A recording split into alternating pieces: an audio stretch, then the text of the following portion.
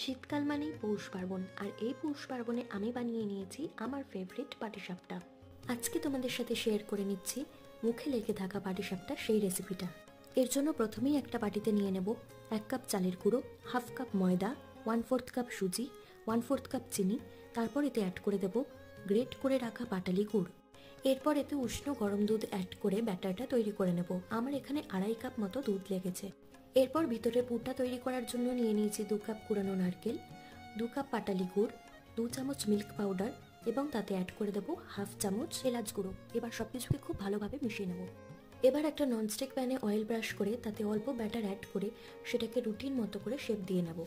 এবার বানিয়ে রাখা নারকেলের পুরটা এর মধ্যে অ্যাড করে হালকা হাতে রোল করে নিয়ে সামান্য সেঁকে নিলেই রেডি হয়ে যাবে দুর্দান্ত স্বাদের পাটিসাপটার রেসিপিটা কেমন লাগলো সেটা অবশ্যই কমেন্ট বক্সে জানিও।